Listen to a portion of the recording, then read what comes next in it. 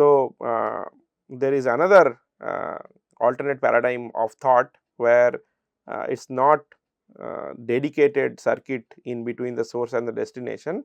The communication is packetized in terms of small chunks of data or quantums of data, those are called packets, and each packet is independently transmitted in the network irrespective of which source is sending the data.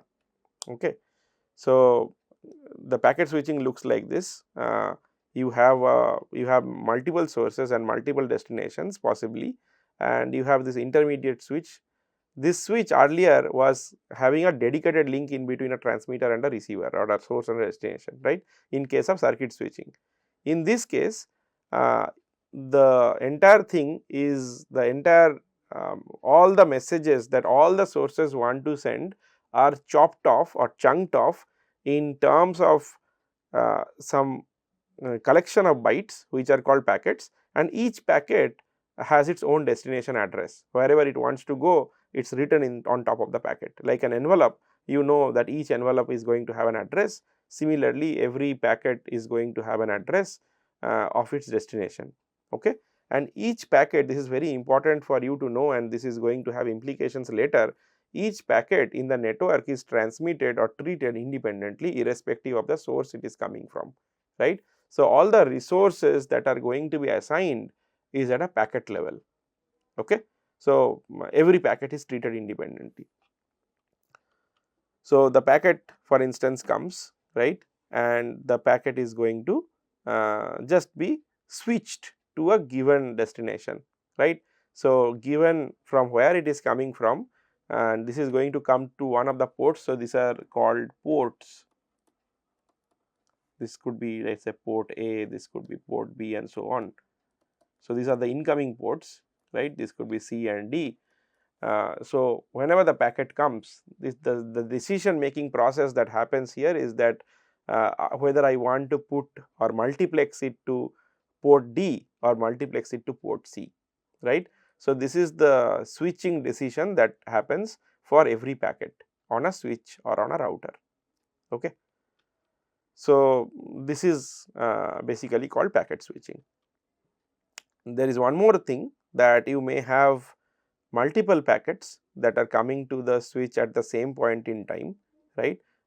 This is going to happen because, as you saw that in case of statistical multiplexing as well, there could be peak data demands from multiple users at the same time, right.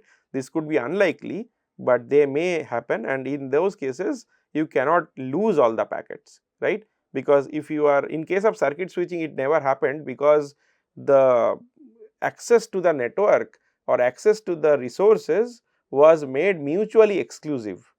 You cannot have two parties that are requesting from the same resource for the same resource at the same point of time. That is not possible, right, or for the same frequency, because the frequencies are mutually exclusively allocated, or the time is mutually exclusively allocated, or both are mutually exclusively allocated, right. So, this problem does not arise in case of circuit switching, but in case of packet switching, these are all independent packets coming from many sources. It may happen that at the same point of time there are many packets that has arrived at a switch waiting to be served to or waiting to be forwarded to the destination. So, in those cases this phenomenon is going to happen, and we need to have space reservations, right, or resource reservations to handle peak traffic, right. This may not happen all the time, but as I gave you that example in that case of statistical multiplexing, for instance, you may see this kind of situations, right.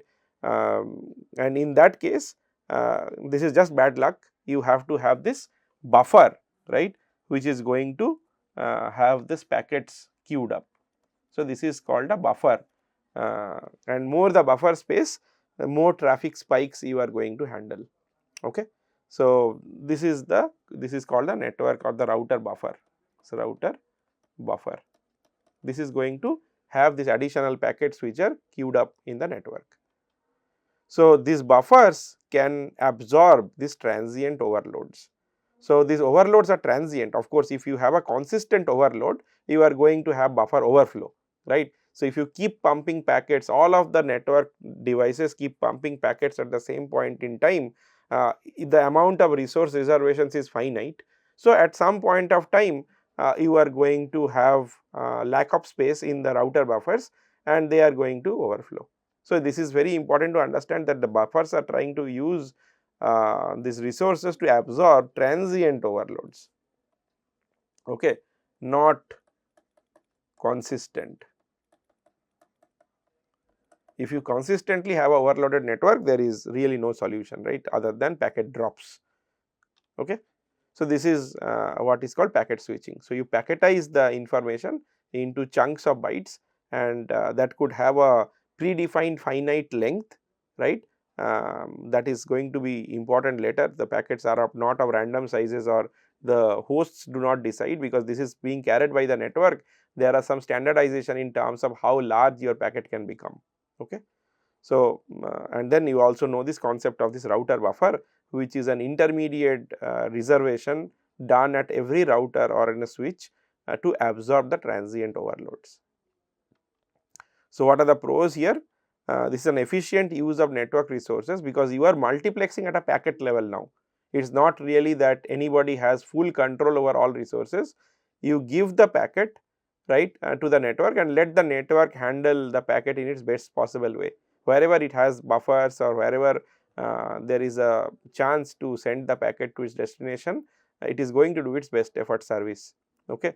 So, the use of the network resources can be made much more efficient. It is very simple to implement, because there is no source destination pair that you need to maintain across the network like is in a circuit, right.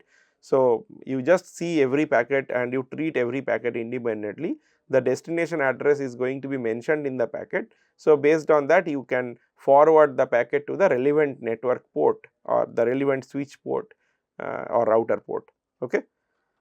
It is robust, because if a particular switch is malfunctioning, it can route around trouble, right. For instance, if you have this switch, let us say this is switch 1 and you have these two output ports that goes to switch 2 and switch 3, right, and you have the router buffer is here and you have two incoming connections, right, or ports.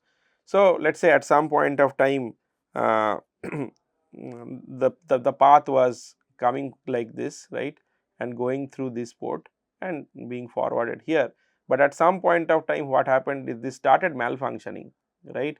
If this starts to malfunction, it is possible to route rest of the packets through this path, right, because this is working now, and if there is a route to the end destination through switch 3, then it would be as well possible to send out the packets through this path, okay. So, it can route around trouble. So, if trouble happens, as you can see, the trouble has happened in switch 2. So, the existing path, right, or the intended path could now be updated and the new path could be replaced by one followed by switch 3, okay. So, this is how this is going to happen dynamically. We are going to look at routing algorithms later, that how this switching happens dynamically or based on how these router buffers are filled and so on. It may not be always that the switch 2 is really malfunctioning. It may also happen that it is heavily overloaded. That means that if you send additional packets to switch 2, the chances are that since the router buffers are full, it is going to drop those packets, right. So, this is not advisable to send those packets anymore to switch 2, rather maybe switch 3 is not that overloaded, it is slightly overloaded or not overloaded, it is better to send the packets to switch 3, okay. So, packet switching is much more robust. Performance could be unpredictable, because you do not know which one of these router buffers are really full, right, or who wants to send packets, when the transient overloads are going to occur. So, this kind of performance, I mean, it is very difficult or hard to predict, because you cannot read the mind of the network where who is going to send packets when, right. Whereas, in case of circuit switching, the performance is very predictable, because you are explicitly or exclusively allocating resources to a given set of nodes. Okay. So, in this case packet switching, the performance is going to be a bit more unpredictable compared to circuit switching. It requires a buffer management policy because you are going to often clog the buffer. So, you need to make sure that how this buffer is going to cleared off. Okay. So, this is important for us to understand because more and more packets going and clogging up the network or clogging up the routers is going to be harmful because eventually it is going to lead to packet losses. How do you want to make sure that this clogging does not happen and you clear off the router buffers as soon as possible, and at the same time you also need to understand congestion control to some extent, where this could be a congested router. This could be a congested, I prefer this term switch here because we are just using SW or switching. So, it could be a congested switch and I do not want to increase the congestion there, rather I am going to forward my packets towards a destination, towards a switch which is less congested. Okay. So, it requires buffer management and congestion control, and these are going to be pretty complicated algorithms has to be developed to handle these things, and there are no really gold standard algorithms that has been designed yet, right. So, everything comes with its pros and cons, and every algorithm that we develop is often specific to some scenarios, right. There is no one size fits all kind of an algorithm that could work in any kind of network scenario or any kind of network conditions. Okay. So, it requires a buffer management and congestion control policy.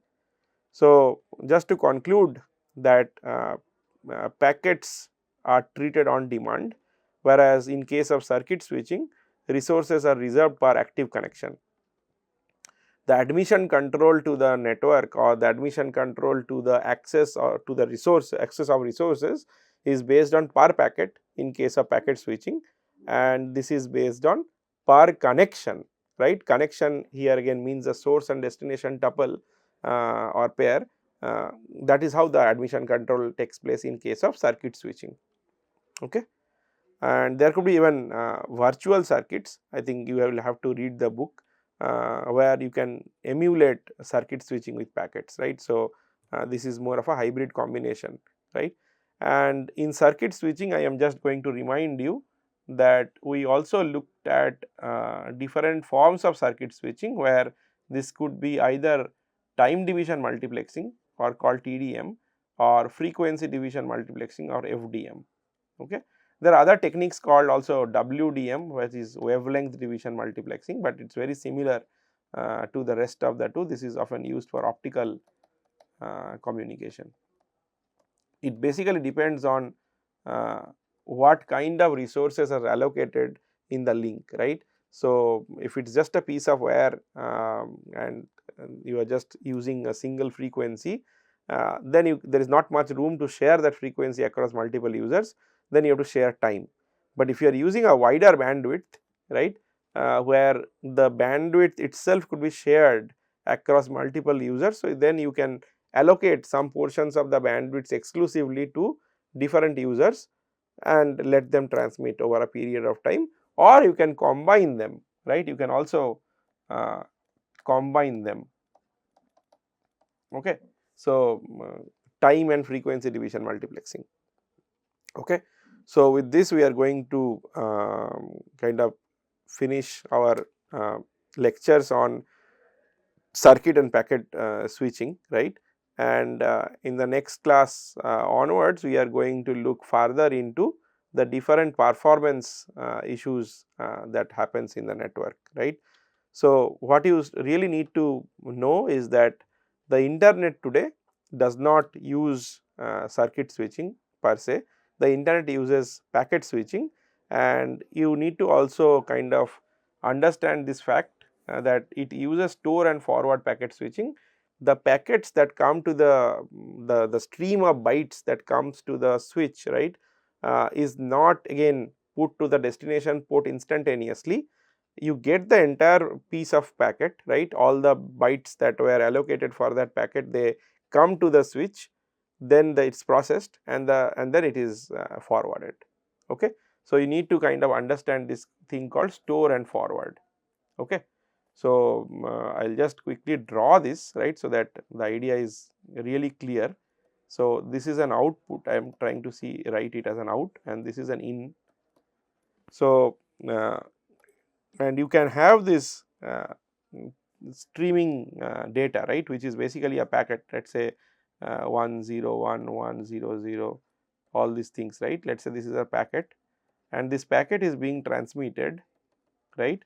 So, it is not that like when half of the packet is in, let us say half of the packet is in, let us say 1011, and this is immediately put out to the output port. So, this does not happen. Okay. So, what happens rather is this entire thing has to come, the entire packet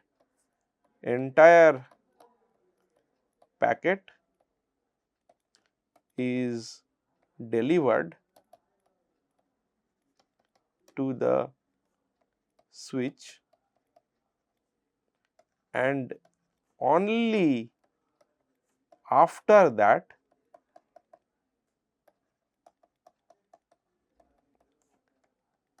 it is forwarded. Okay. So, this is called store and forward packet switching. This is something that you need to remember. Okay. So, later we are going to start looking into the different performance aspects that happens in the network that you need to know and how it affects the different application performances. Okay. Thank you.